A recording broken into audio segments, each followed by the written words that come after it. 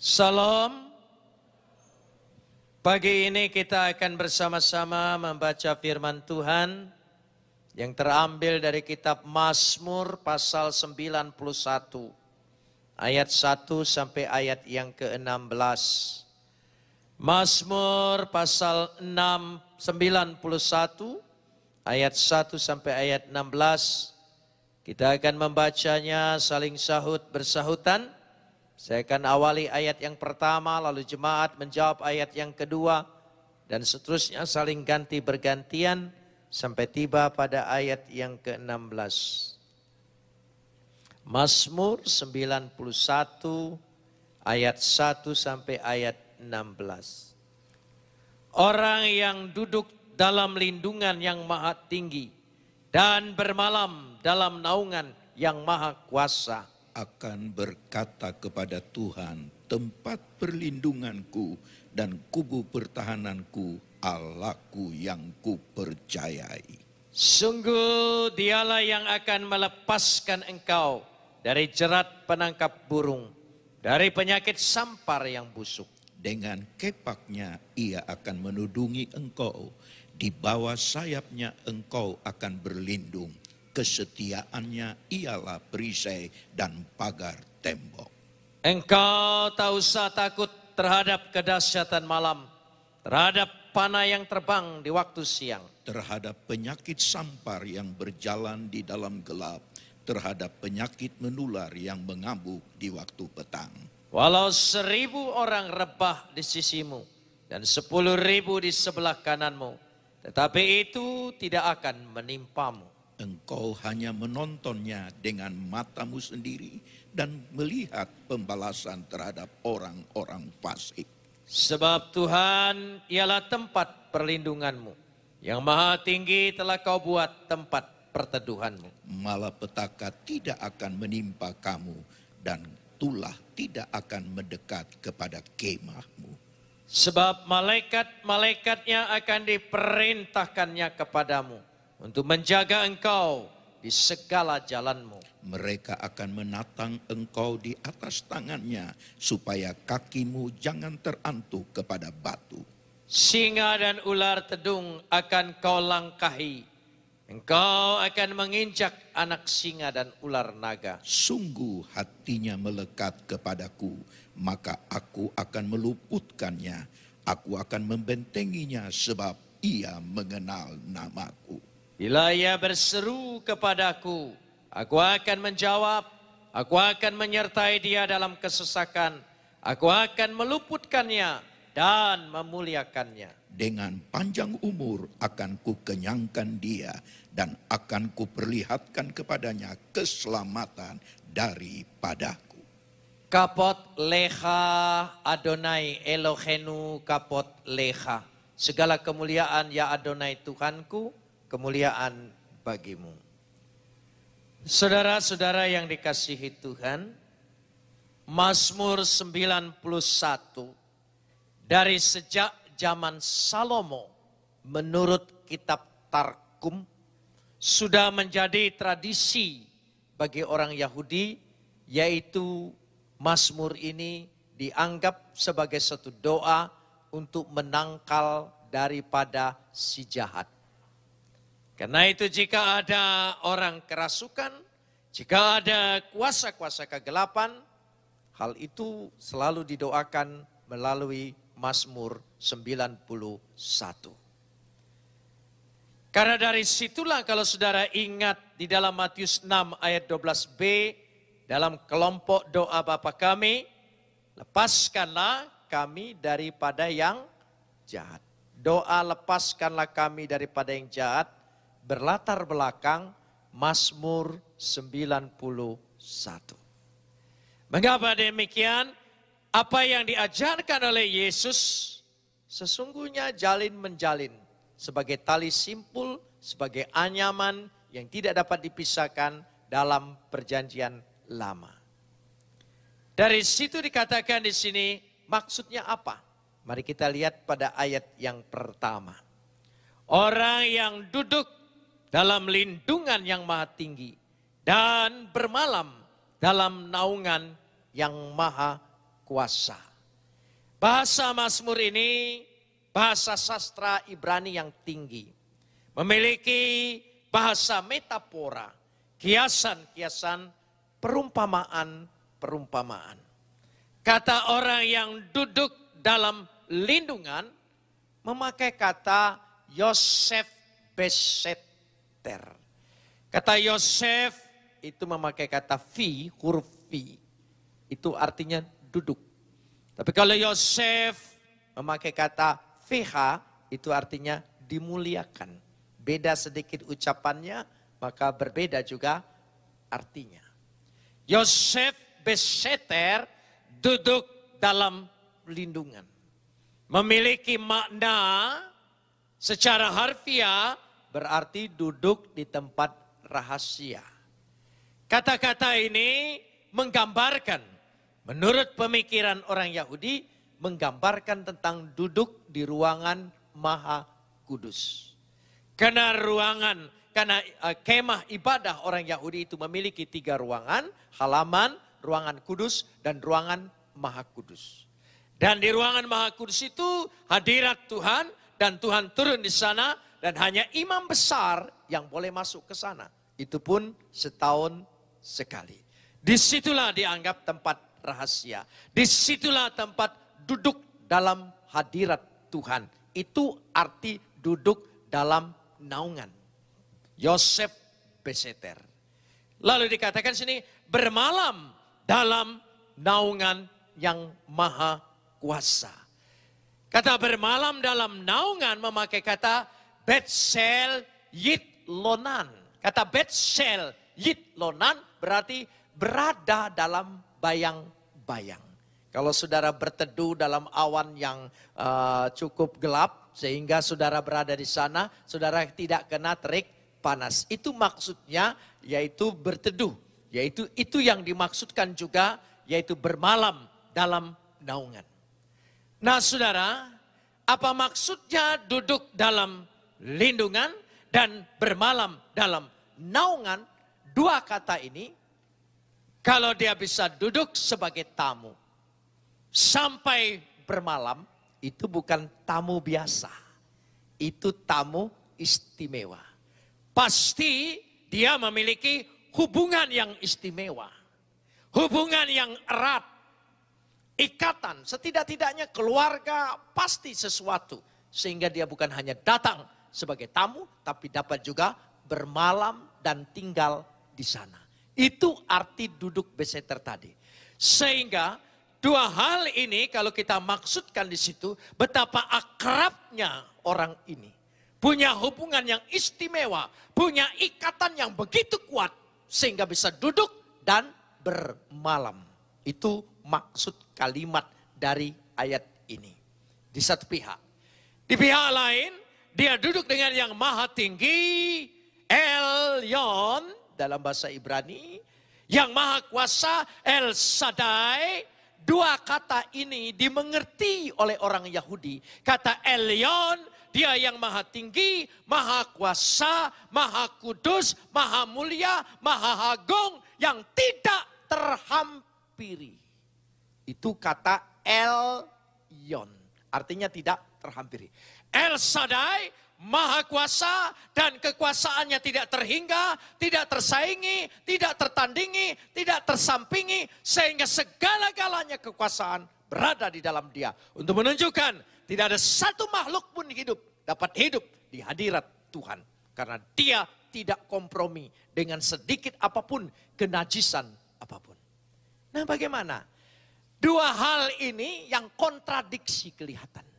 Di satu pihak, duduk dalam naungan, lalu bermalam di dalam lindungannya, menunjukkan keakraban hubungan, ya, menunjukkan istimewanya sebuah hubungan, eratnya sebuah hubungan.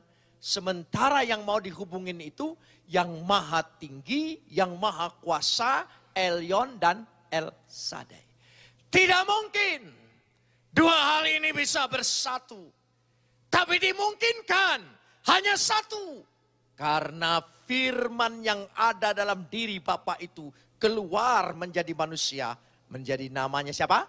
Yesus. Lewat Yesus inilah yang maha tinggi Elyon itu, El Shaddai itu bisa akrab dengan kita. Bisa begitu dekat hubungannya. Bisa memiliki hubungan yang istimewa. Ikatan yang kuat. Karena satu, Yesus. Karena itu Yesus berkata, akulah jalan kebenaran dan hidup. Seorang pun tidak sampai kepada Bapa kalau tidak melalui aku. Itulah keistimewaan yang dimiliki oleh orang percaya. Beri kemuliaan bagi Tuhan. Siapa kita? Kita tidak layak untuk berhubungan, akrab, berjumpa, bersekutu, bermalam. Sehingga menjadi seperti ikatan yang luar biasa. Siapa kita? Kita orang berdosa. Kita penuh dengan segala kelemahan, kenajisan, keaiban. Sehebat apapun orang sampai pada tingkatan resi sekalipun. Tidak mungkin mencapai yang maha kudus itu. Tetapi Yesuslah jalan pengantara kita. Yang mempertemukan itu sehingga kita bisa disebut menjadi anak-anaknya. Orang yang percaya diberi kuasa untuk menjadi anak-anaknya. Itulah anugerah yang terbesar yang Tuhan berikan kepada kita. Hanya lewat Yesus. Tubuh dan darahnya yang menjadi jaminan bagi kita untuk berjumpa dengan Dia. Mari kita bersyukur untuk itu semua. Amin saudara. Angkat tanganmu tanda bersyukur kepada Dia. Betapa besar kasih-Nya, anugerahnya, kemurahannya, belas kasihannya. Itu mujizat yang terbesar di dalam hidup kita. Amin saudara. Mujizat yang lain itu bonus. Tapi mujizat yang besar ketika kita dihubungkan dengan Bapa kita di sorga. Pagi ini kita menghadapi itu. Tubuh dan darahnya kita imani. Itu meterai. Dan untuk menghidupi hubungan yang dimeteraikan itu. Untuk menghidupinya dia tidak beri pada pribadi yang lain. Dia berikan rohnya sendiri. Supaya kita bisa berjumpa, bertemu, hidup di dalam Dia. Itu artinya akrab, hidup, bergaul, berjalan bersama di dalam Dia. Hanya satu pengantara kita, Yesus Kristus. Amin. Beri kemuliaan yang sebesar-besarnya. Bagi Dia kemuliaan luar biasa. Itulah anugerahnya. Patut kita syukuri. Dari situ kita, ketika kita berhubungan ini, saudara, Mazmur 91 ini memberikan daftar panjang tentang bahaya-bahaya si jahat itu untuk masuk ke dalam diri manusia. Daftar yang panjang diberikan di sini sekaligus daftar jaminan Tuhan bagi orang yang percaya supaya bisa luput daripada yang jahat. Daftar itu ada. Dari ayat 2 sampai ayat yang ke-16. Supaya memudahkan saya akan bagi daftar itu. Sebab si jahat itu masuk ke dalam diri kita. Masuk ke dalam diri kita. Begitu mudah. Karena itu dalam doa Bapa kami ada. Jauhkan kami dari pencobaan. Lepaskanlah kami daripada yang jahat. Dua hal ini. Kenapa begitu hebatnya dua hal ini sampai masuk pada rumusan doa? Karena si jahat dan pencobaan itu bisa masuk dalam diri manusia. Karena dalam diri manusia ini ada sarananya, ada jalan masuknya, ada channelnya. Sehingga dia bisa masuk. Mengapa? Paulus katakan dalam diri manusia, surat-surat Paulus itu menyatakan dalam diri manusia itu ada hawa nafsu. Bahasa Yunaninya yang dibuat oleh Paulus bagus sekali. Epitumia. Epitumia. Hawa nafsu. Lewat hawa nafsu inilah si jahat itu mudah sekali masuk ke dalam diri manusia. Itu. Karena begitu mudah masuk ke dalam diri manusia itu dikatakan di situ, bagaimana dia masuk dan menguasainya. Sehingga mudah sekali. Karena sehebat apapun pasti manusia punya hawa nafsu. Mau tidak mau itu channelnya, itu salurannya, itu jalan masuknya. Yang kedua, kita sering kali dicobai oleh keinginan kita. Dicobai juga oleh kemauan dan hasrat kita. Memang manusia tidak luput dari kemauan dan keinginan. Paulus menuliskan dalam bahasa Yunaninya disebut tumos. Tumos. Coba ucapkan. Bukan tumor. Tumos. Tumos itu hasrat keinginan. Epitomia nafsu. Kedua hal ini harus bisa dikendalikan. Untuk mengendalikan kedua hal ini, Tuhan kasih manusia itu nous. Nous.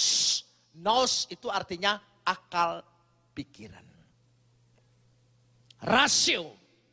Rasio dan akal pikiran itu ya kadang-kadang dia malahan takluk dengan hawa nafsu dan dengan keinginan. Untuk itu, maka supaya dia punya kekuatan, maka nous atau rasio atau akal pikiran ini, akal budi ini harus diisi.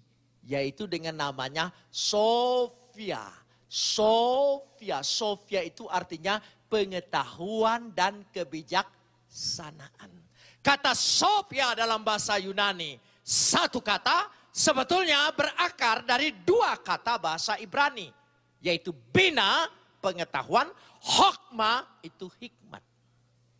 Bina itu pengetahuan, bisa kita pelajari dengan segala pengetahuan, bisa kita selidiki, bisa semua dengan pengalaman-pengalaman kita. Tapi hokma itu datangnya dari Tuhan. Takut akan Tuhan adalah permulaan dari hikmat. Firman Tuhan itulah yang memenuhinya. Kalau bina dan hokma ini memenuhi nous ini, akal pikiran ini, maka dia punya kekuatan. Kekuatan itu dinamakan soprosun. Soprosun. Soprosun itu artinya pertimbangan-pertimbangan.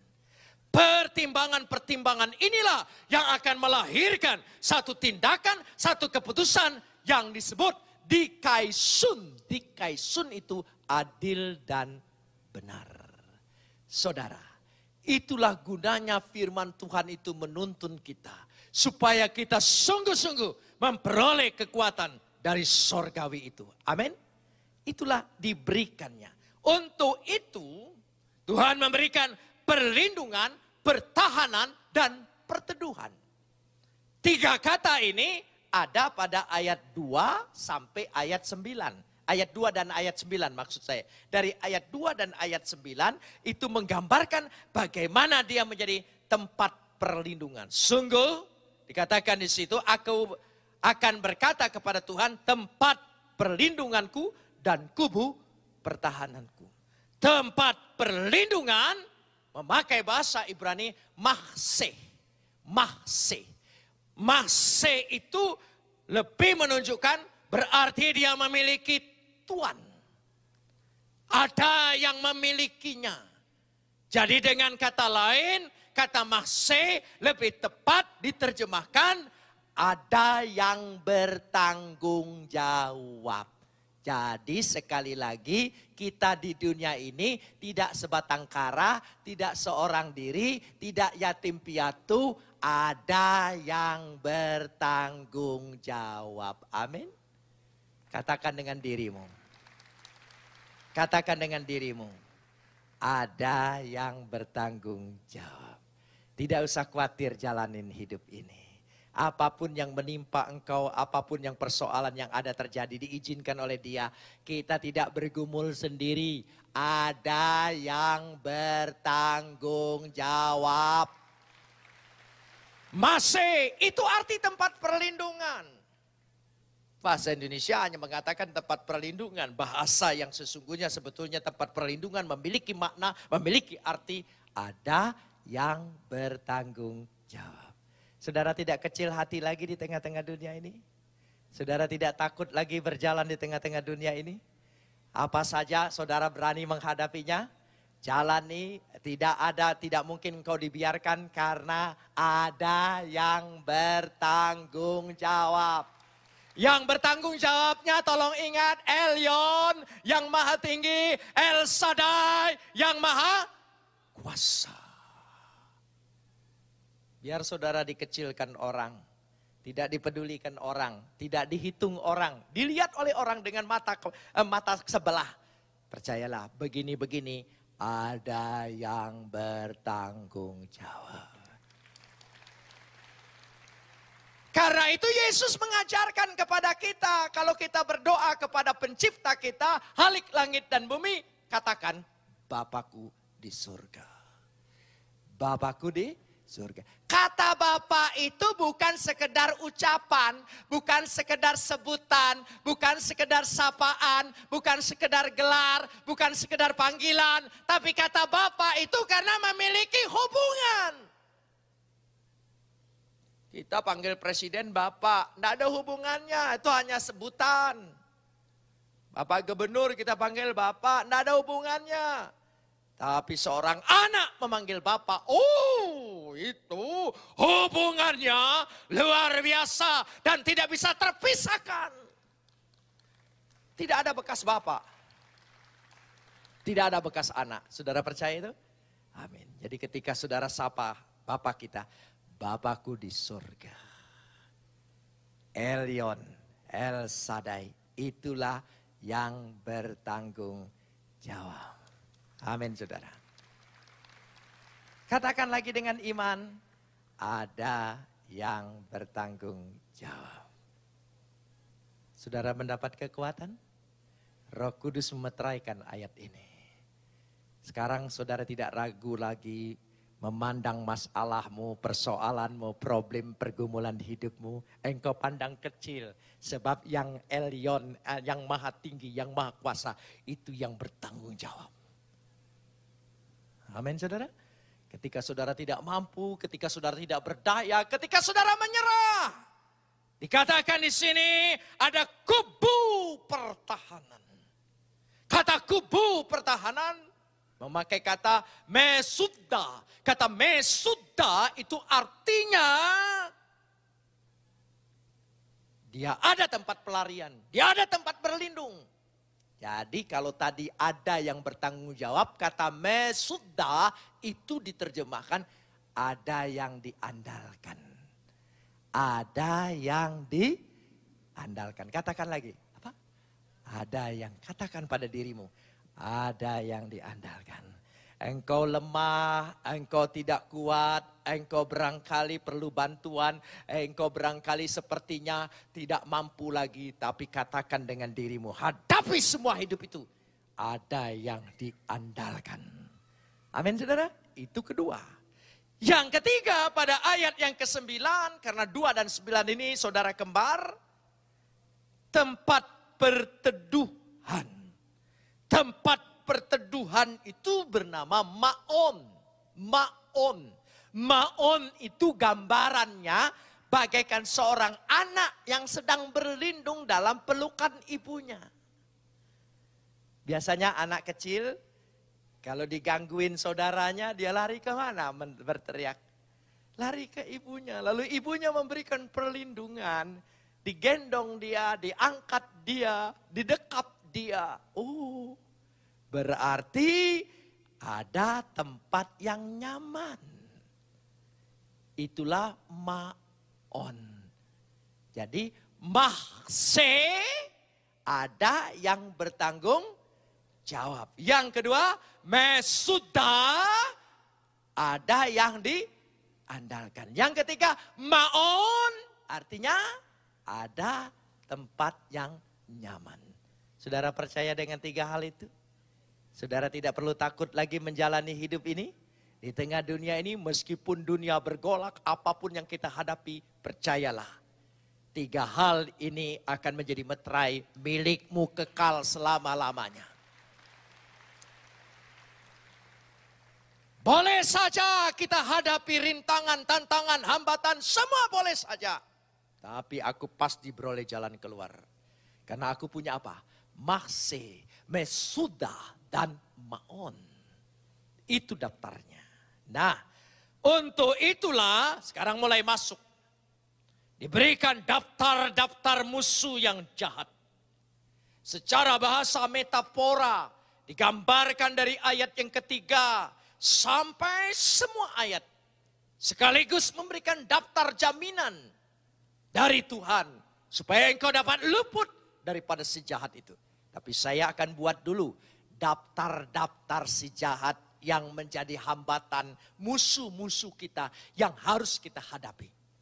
Yang pertama dikatakan pada ayat yang ketiga, jerat penangkap burung. Jerat penangkap burung. Kata jerat untuk menunjukkan jebakan. Karena memakai kata mifah yagus. Kata mifah yagus yang dimaksudkan jebakan itu cobaan-cobaan yang datangnya dari si jahat. Yaitu iblis. Iblis seringkali menjebak kita. Hati-hati, waspada. Kelihatannya manis, tapi itu harus hati-hati. Saya kasih ilustrasi begini, hati-hati dengan jebakan iblis. Saya tidak mau kasih contoh di Indonesia, karena orang Indonesia itu gampang tersinggung. Gitu. Kalau tersinggung itu bukan hanya marah, tapi ngamuk, itu masalahnya. Jadi saya mau kasih contoh Italia saja. Italia itu terkenal selain dengan sepatunya, apanya, tapi terkenal dengan mafianya. Ya, Italia terkenal dengan mafianya. Ada seorang mafia, jahat sekali tentunya. Dalam kejahatannya, dia berhadapan dengan polisi dan dia ditembak oleh polisi. Waktu dia ditembak oleh polisi, dia betul-betul kritis. Dibawa ke rumah sakit sambil diborgol. Dan sementara dia kritis di ruangan ICCU, dia mendapat penglihatan. Dia dibawa oleh setan ke tempat setan di neraka. Waktu dia dibawa ke neraka dia takut sekali. Tapi begitu sampai di neraka ketakutannya tidak ada. Ternyata neraka itu terang benderang. Bagaikan lampu-lampu di Las Vegas. Wanita berpakaian bikini hilir mudik melayani. Wah, lalu dia pikir, wah ini cocok buat saya. Dia senang sekali. Akhirnya dia sadar. Waktu dia sadar dia bukan tambah baik, tambah jahat. Setelah dia bebas, dia berbuat jahat, lebih jahat lagi. Akhirnya ditembak betul-betul mati. Waktu mati dia senang dibawa ke neraka. Ternyata sampai di neraka api sedang bernyala-nyala. Pada waktu api sedang bernyala-nyala, dia teriak, "Loh, kenapa di sini? Dulu tempatnya lain, bukan seperti ini." Jawab penjaga neraka, "Dulu sedang bulan promosi." Hati-hati. Iblis sedang mengadakan apa? Ya, promosi. Kelihatannya baik tapi itu jebakan. Itu namanya jebakan. Itu disebut mifah yakus. Yang kedua, penyakit sampar yang busuk. Kata penyakit, kita selalu sering berpikir penyakit itu mengganggu kesehatan. Tapi sebetulnya ini bahasa metafora. Penyakit sampar yang busuk itu memakai kata mitdefer hawut. Kata mitdefer hawut itu kalau dibaca menjadi mitdafar. Dafar itu perkataan, hawut itu jahat. Jadi perkataan-perkataan yang jahat. Perkataan-perkataan yang sering memojokkan kita. Apa itu fitnah, apa itu gosip, apa itu saja apa. Ingin merusak kehidupan seseorang, itu dikatakan mitdafar hawat.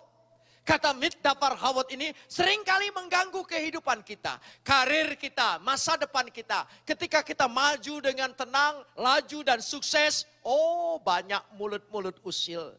Semua orang punya mulut, kita tidak bisa mengaturnya. Semua orang punya pikiran, kita tidak bisa mengaturnya supaya sepaham dengan kita. Tapi yang terpenting, kita percaya, tidak usah takut, jangan hiraukan perkataan itu. Apapun dipikir orang, tidak semua yang jongkok itu berak. Amin. Amin. Loh, itu penting sekali.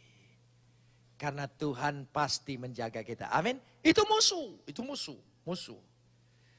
Lalu dikatakan di sini ayat yang kelima, bahasanya kedahsyatan malam. Kata kedahsyatan malam itu berarti mifahat laila. Mifahat laila. Laila itu artinya malam. Hampir mirip dengan bahasa Arab, laila. Tapi kalau sering banyak keluar malam sampai gila, itu namanya laila majnun.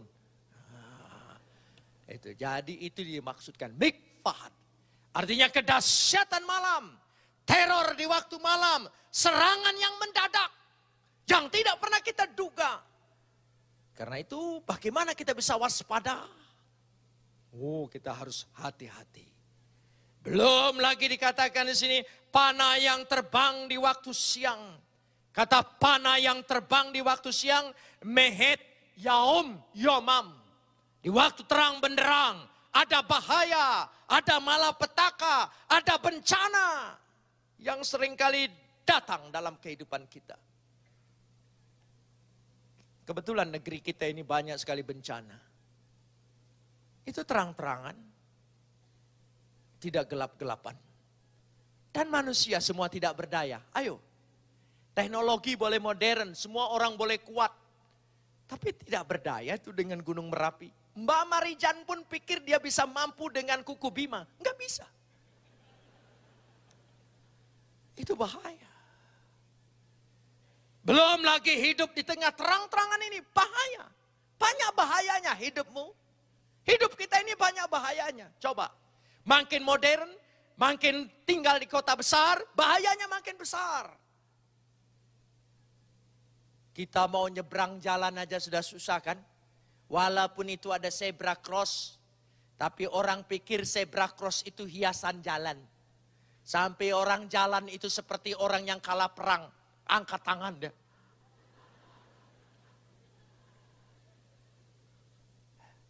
Mau lewat jembatan penyeberangan. Oh, diintai oleh copet dan perampok. Sudah dirampok, mau lapor, lebih rugi lagi. Aduh, di mana tempat yang aman? Itulah hidup manusia. Ayat yang ke-6 dikatakan, penyakit sampar di dalam gelap. Middever vaovel. Gangguan, godaan. Tapi dikatakan juga ada penyakit menular di waktu petang. Miggetep sohorayim. Nah, ini betul-betul baru penyakit. Penyakit yang berkembang. Walaupun ilmu kedokteran itu tinggi. Alat-alat kedokteran itu luar biasa canggihnya. Tapi kalah cepat dengan penyakit. Seringkali dokter angkat tangan lalu berkata, belum diketahui penyakitnya apa. Tidak sakit apa-apa tapi kita sakit. Wow, itu penyakit terus saja kemana-mana. Ayat yang ke-10 berbicara malapetaka, ra'a, kejahatan itu ada di mana-mana dan kejahatan itu meningkat kualitasnya. Orang jahat makin pinter. Bayangkan saja, kepolisian pun kalah cepat dengan orang jahat. Ya. Nega, tulah-tulah yang sama menyerang kita. Ayat 13 lebih lagi. Dikatakan singa dan ular tedung. Kata singa dan ular tedung dalam bahasa metaforanya untuk menjelaskan kata sahal wa feten. Kata sahal wa feten, singa dan ular tedung itu adalah lingkungan kita. Pada lingkungan kita. Kita pikir teman, tidak tahu kita dimakan oleh teman. Kita pikir ini keluarga, tidak tahu kita dikhianati justru oleh keluarga. Banyak hal yang terjadi di dalam kehidupan kita. Sehingga kita bingung siapa yang harus dipercayai. Seolah-olah tidak ada lagi orang yang bisa dipercayai. Kalau begitu bagaimana cara kita hidup di gunung sendirian? Gunungnya juga meledak. Di mana kira-kira apa yang terjadi? Bahaya-bahaya di sekitar kita.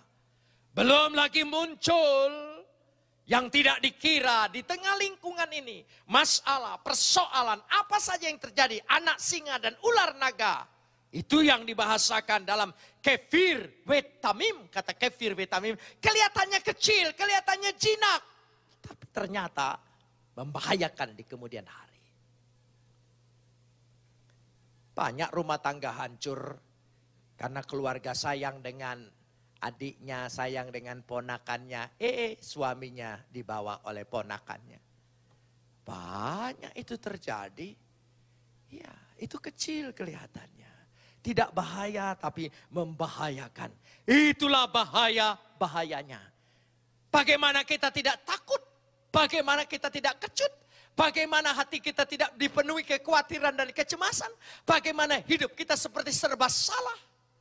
Tapi jangan khawatir, orang yang percaya, orang yang mengandalkan Tuhan, orang yang berlindung kepada Tuhan, diberikan daftar jaminan dari Tuhan.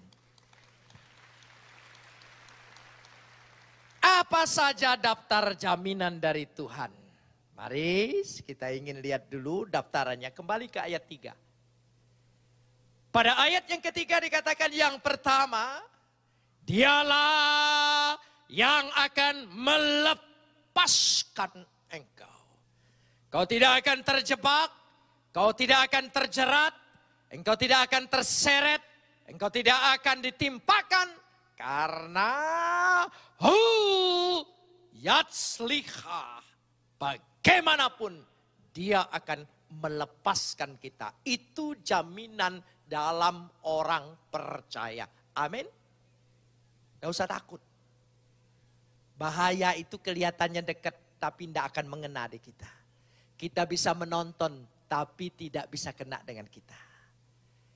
Saya pernah begini, saya pernah melayani di daerah Salabintana di Sukabumi. Sore hari itu hujan. Waktu sore hari hujan di tempat penginapan saya selesai. Dan selesai hujan di situ suka keluar laron. Laron itu saya tutup jendelanya, saya matikan lampu di kamar dan lampu di luar ada. Laron-laron itu terbang dekat kaca jendela saya. Laron banyak. Tiba-tiba muncul cecak dari kamar saya itu di balik situ untuk memakan laron itu. Sementara laron itu ada di sebelah kaca. Ketika cecak itu datang, laron itu pergi. Tapi ada laron yang pinter. Rupanya S1 laron ini, saudara. Dia dekatin kaca itu. Dia tahu kaca itu. Dia tidak takut lihat mulut cicak itu besar. Mematuk. Dia tenang saja di situ nempel. Ini laron Kristen barangkali ya, saudara. Iya. Sudah, saya tinggal tidur. Pagi-pagi waktu saya membuka jendela, keinjak mayat cecak. Mulutnya berdarah sambil terbuka. Saudara, jadi orang Kristen itu tidak usah takut. Walaupun kelihatannya nyerempet. Tuhan hanya izinkan dalam diri kita itu nyaris. Saya ingin katakan nyaris. Paling tinggi orang Kristen itu nyaris. Coba ucapkan. Saudara ngerti nyaris? Nyaris doang. Nyaris bangkrut, nyaris ini. Nyaris tidak akan benar-benar terjadi. Amin. Oh itu. Kenapa? Karena dikatakan di sini ayat yang keempat, dengan kepaknya ia akan menudungi engkau. Di bawah sayapnya engkau akan berlindung. Maksudnya sayapnya akan mengangkat engkau tinggi. Kesetiaannya dan perisainya pagar tembok. Ayat 8 dikatakan engkau hanya menonton dengan matamu sendiri. Kita hanya menonton. Itu tadi yang saya terangkan. Malapetaka tidak akan menimpa engkau.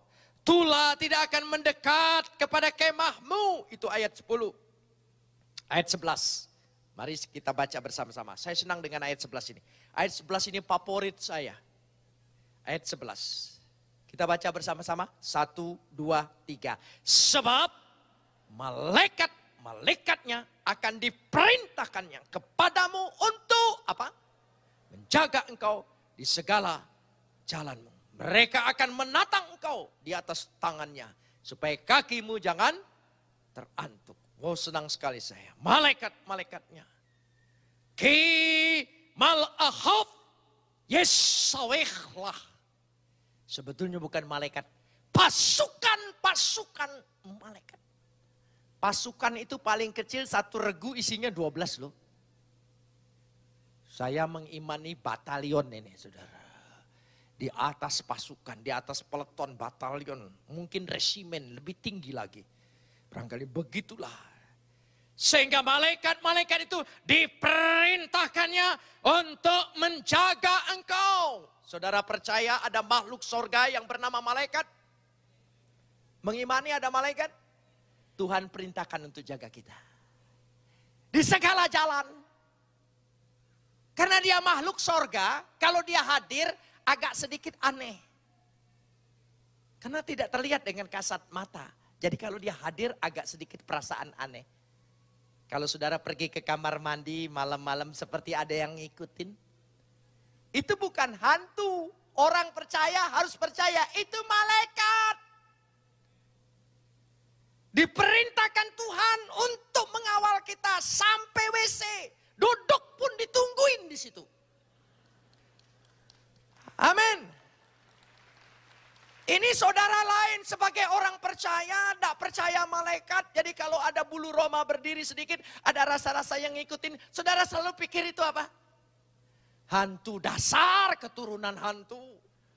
Jadi percayanya hanya dengan hantu. Mulai siang ini, kalau ada rasa-rasa seperti itu, katakan itu apa? Oh, malaikat, amin, beri kemuliaan. Malaikat. Kalau saudara sedang lihat ke jendela di tempat gelap di halaman rumah, sedang ada sekelebat bayangan, itu. Jangan bilang hantu. Itu apa? Malaikat. Oh, malaikatku ada di halaman, malaikat di sana, malaikat di sini. Saya kalau sering ke daerah, tinggal di hotel, dikasih kamar yang bagus, besar, ada ruangan tamunya. Sementara saya tidur, saya pikir-pikir suka ada kayak ada orang yang ada di ruangan tamu sedang ngomong-ngomong, ngumpul-ngumpul. Saya pikir, oh malaikat sedang jaga saya. Amin saudara. Iya, saya tidak punya karunia kesetanan, sedikit-sedikit setan, sedikit-sedikit setan. Saya punya karunia kemalaikatan, malaikat semua. Amin saudara. Ya, mulai saat ini saudara percaya itu malaikat? Loh, masa lebih percaya hantu sih? Itu karena terpengaruh sinetron itu tuh. Jangan suka banyak nonton TV tuh. Gitu, suster ngesot lah segala macam lah, inilah. Saya tidak peduli. Yang penting malaikat. Kalau saya jalan tiba-tiba ada rasa bulu roma berdiri gitu. Oh, malaikat hadir.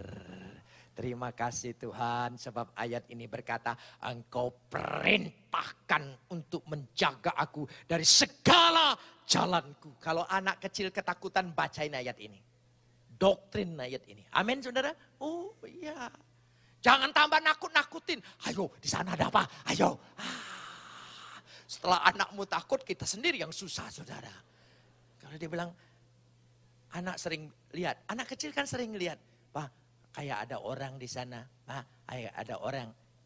Saudara malah yang ikut ketawa. Sini. Jawab apa itu? Karena kita orang percaya, kita dijaga oleh malaikat. Amin saudara. Oh, tidak ada takut lagi. Kita lanjutkan sekarang ini. Ya, singa dan ular tedung akan kau langkahi. Lewat semua.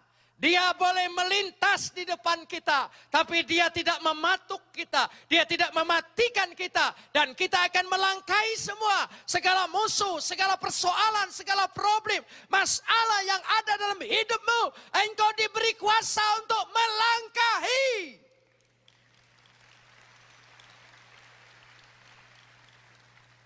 Seandainya dia sudah dekat, baca ayat yang ke-13 ini.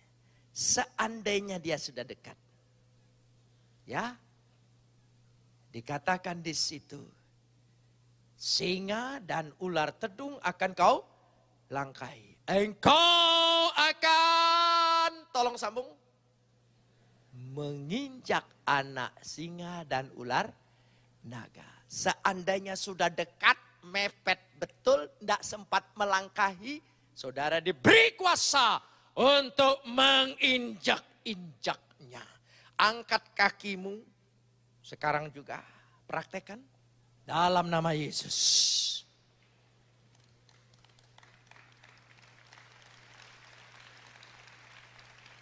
Saya bukan ingin mengajak Anda jadi sekolah minggu. Tapi setiap perkataan firman Tuhan, setiap katanya saya sangat imani. Karena itu bagian kepercayaan saya yang tidak bisa dilepaskan.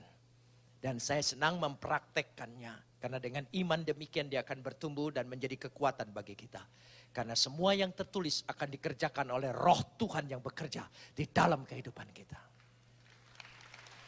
Saya percaya ketika engkau keluar dari sini, engkau punya kuasa melangkahi dan sekaligus menginjak-injak.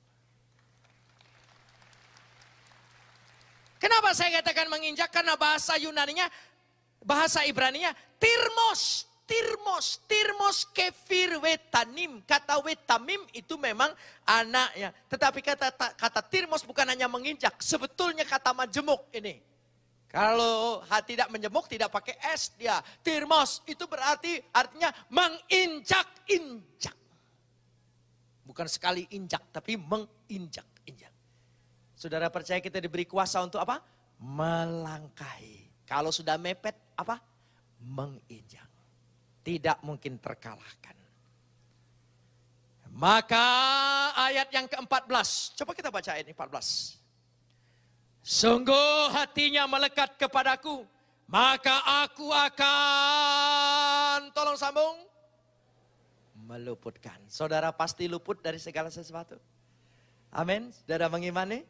Luput dari segala sesuatu. Karena apa? Ayat 15. Ayat 15, mari kita baca ayat 15.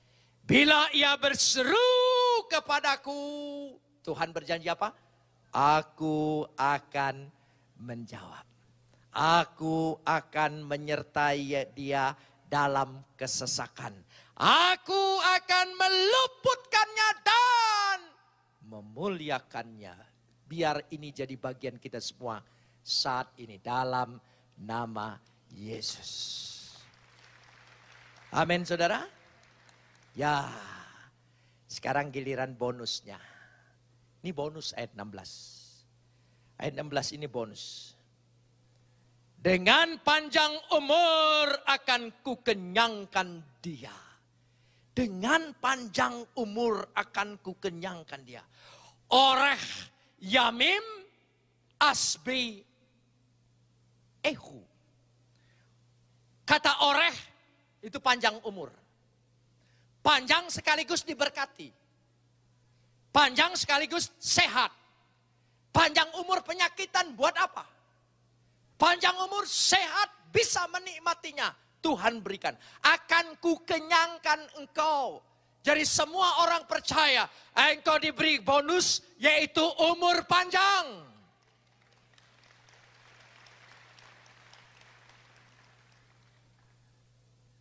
Saudara, pertama saya melayani. Di gereja saya banyak anak-anak sekolah minggu. Anak sekolah minggu itu saya doakan terus di depan. Dalam ibadah kami selalu sebelum masuk khotbah, mendoakan anak-anak kecil sebelum dia masuk ke kelas-kelas sekolah minggu. Saya doakan dulu. Suruh jemaat angkat tangan memberkati anak-anak kita semua. Berkati orang tuanya dengan umur yang panjang, rezeki yang berlimpah supaya anak ini dapat terpelihara dan dengan baik. Sekarang, anak-anak sekolah minggu itu sudah sekian tahun. Baik dia bukan hanya jadi pemuda. Dia melayani bersama saya.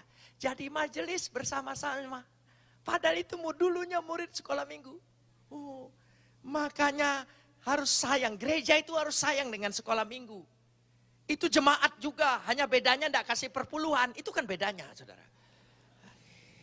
Tapi dia jemaat. Oh, luar biasa. Itu penting sekali. Saudara akan dikenyangkan dengan panjang umur. Saudara kenyang. Saudara ngerti kalau kenyang? Kalau saudara kenyang ditawarin makan apa? Nolak. Sampai nolak sendiri. Tuhan, aku capek mau pulang inap. Amin, saudara. Oh, sampai kenyang.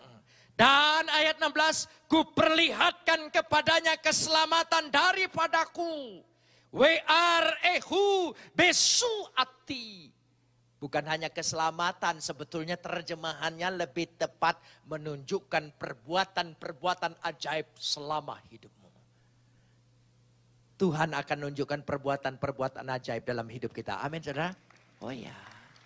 Karena dia ingin menunjukkan perbuatan-perbuatan ajaib, jangan menyesal, jangan marah, jangan kecewa. Kalau Tuhan izinkan ada masalah, ada persoalan dalam hidup kita. Supaya dengan doa engkau bisa tahu melihat bahwa Tuhan mendengar doamu. Tandanya engkau punya komunikasi dengan Tuhan. Ketika engkau kepepet, dia tepat waktu menolong kita. Tangannya tidak pendek untuk menjangkau kita. Engkau mengalami semua perbuatan ajaib itu.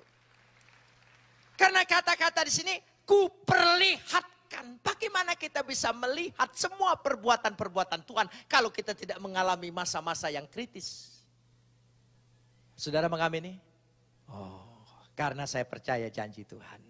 Ayat yang kelima, kita terakhir baca. Kalimat, mari kita baca bersama-sama. 1, 2, 3. Katakan apa? Engkau tak usah takut. Saudara percaya? Lotire. Tidak usah khawatir, tidak usah cemas, tidak usah takut. Itu arti lo tire. Lo itu tidak, tire itu takut, tire itu cemas, tire itu gelisah, lo tire. Lo tire. Kalau ditawarin nggak mau, bahasa Ibraninya katakan lo. Itu lo tire. Tidak usah takut. Coba katakan dengan yang sebelah. Tidak usah takut. Tidak usah takut. Amin, saudara. Jalani. Bilang dengan istri, meskipun ada utang, ada kredit yang belum kebayar, katakan di sebelah sambil peluk dia, tidak usah takut. Kita pasti dapat luput, kita pasti dapat lepas, kita pasti dapat menyelesaikan, kita pasti berhasil, amin. Coba praktekkan, peluk istrimu, jangan peluk istri orang ya. Peluk istrimu. Disuruh peluk malu-malu, istri sendiri kok. Pembantu dipeluk gak malu-malu. Gitu. Amin, saudara. Jangan takut. Katakan apa? Jangan takut. Katakan dengan dirimu. Jangan takut. Apapun yang kuhadapi, mau singa, mau ular naga, mau anaknya, mau bapaknya. Aku pokoknya diberi kuasa untuk melangkahi dan menginjak-injaknya.